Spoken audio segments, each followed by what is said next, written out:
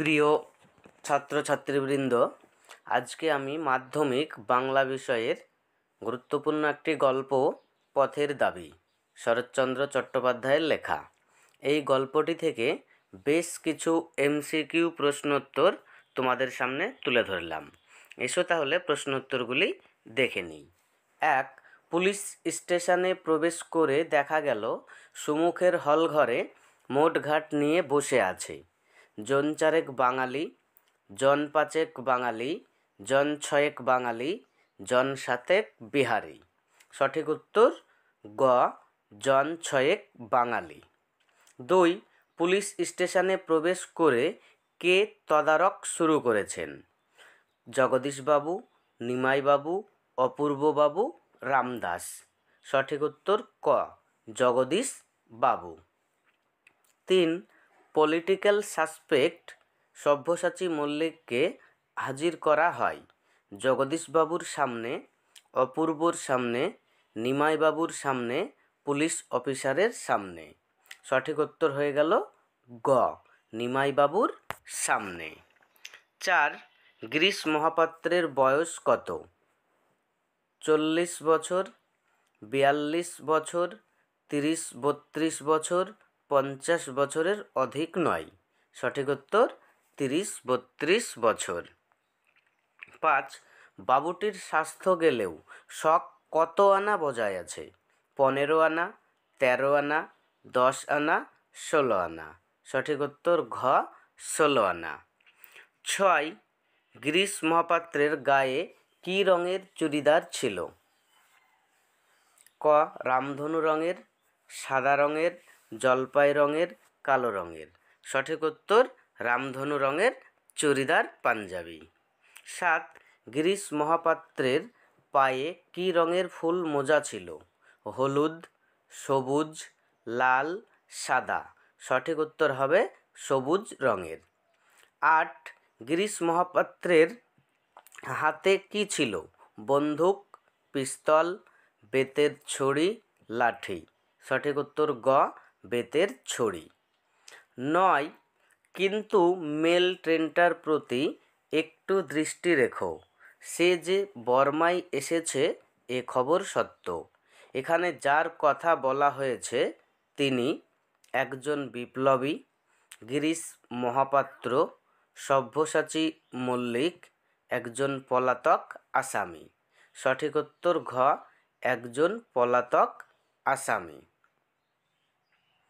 10.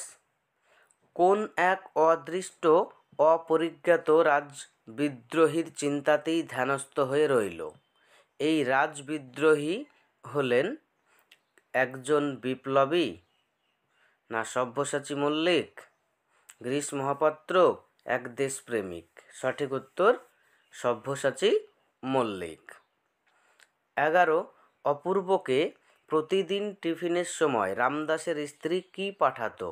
Cake, কলা, পাউরুটি, মিষ্টান্ন। সঠিক উত্তর ঘ, মিষ্টান্ন। 12. কার ঘরে চুরি হয়ে গেছে? অপূর্বর, জগদীশবাবুর, রামদাসের, নিমাইবাবুর। সঠিক উত্তর অপূর্বর। 13. চুরি হওয়ার পর সকালে কাকে খবর দেওয়া হয়েছিল? বিধায়ককে, পুলিশকে, পঞ্চায়েত প্রধানকে, সংসদকে। সঠিক উত্তর খ, পুলিশকে। 14. রামদাসের কথায় পুলিশের কাজ কী? চোর ধরা, ডাকাত ধরা, বুনোহাঁস ধরা, পকেটমার ধরা। সঠিক উত্তর হচ্ছে গ, বুনোহাঁস ধরা। 15. বাবাই একদিন এর চাকরি করে দিয়েছিলেন। অপূর্বর বাবা যার চাকরি করে দেন তিনি হলেন জগদীশবাবু, এক ব্যক্তি, পরিচিত এক ব্যক্তি, নিমাইবাবু। সঠিক উত্তর ঘ, নিমাইবাবু। 16. স্টেশন মাস্টার অপূর্বকে দেশি লোক বলে কিসের মতো তাড়িয়ে দিয়েছিল? কুকুরের মতো, বিড়ালের মতো, ছাগলের মতো, ভেড়ার মতো। সঠিক উত্তর ক, কুকুরের মতো। 17. তার লাঞ্ছনা এই, কালো চামড়ার নিচে কম জ্বলে না তল ওয়ার্কার। উদ্ধৃতাংশের বক্তা এক বিপ্লবী, এক আসামি, অপূর্ব, এক মহামানব। সঠিক উত্তর গ, অপূর্ব। 18. তাহার দুই চোখ ছলছল করে আসে, চোখ ছলছল করে অপূর্বর, একজন দেশপ্রেমিকের রামদাসের তলওয়ার করেন। সঠিক উত্তর হবে গ, রামদাসের। 19, আমাদের ভামর অফিসে কোনো শৃঙ্খলাই হচ্ছে না। কথাটি অপূর্ব না অপূর্বের অফিসের ছোট সাহেব, একজন অফিসার অপূর্বর অফিসের বড় সাহেব বলেছিল। সঠিক উত্তর ঘ, অপূর্বর অফিসের বড় সাহেব। 20, আমি কালই বার হয়ে যেতে পারি। কথাটি বলেছে এক কর্মচারী, অপূর্বের অফিসের এক ব্যক্তি, বড় সাহেব। সঠিক উত্তর খ, অপূর্ব। 21, অপূর্ব কোথায় এক মুহূর্ত মন টিকছিল না। জাপানে, বাংলাদেশে, চীনে, রেঙ্গুনে। সঠিক উত্তর ঘ, রেঙ্গুনে। 22, গাড়ি ছাড়তে কতটা সময় দেরি থাকতে অপূর্বের সঙ্গে গিরিশ মহাপাত্রের আবার দেখা হলো? Minute 5, minute 4, minute 10, minute 7। সঠিক উত্তর ক, মিনিট 5। 23, কে নিজেকে ধর্মভীরু মানুষ বলেছে? অপূর্ব, গিরিশ মহাপাত্র, রামদাস, নিমাইবাবু। সঠিক উত্তর গ, গিরিশ মহাপাত্র। 24, অপূর্ব কোন জাতির লোক? ক্ষত্রিয়, বৈশ্য, ব্রাহ্মণ, শূদ্র। সঠিক উত্তর হয়ে গেল গ, ব্রাহ্মণ। 25, অপূর্ব ট্রেনে চেপে কখন প্রাণ থেকে পৈতা বের করলো? সকালে, রাতে, বিকালে, সন্ধ্যায়। সঠিক উত্তর হবে ঘ, সন্ধ্যায়। 26, ব্রিটিশ সরকার কর্তৃক বাজেয়াপ্ত শরৎচন্দ্রের উপন্যাসটি হলো? পথের দাবি, শেষ প্রশ্ন, গৃহদাহ, চরিত্রহীন। সঠিক উত্তর হয়ে গেল এ, পথের দাবি।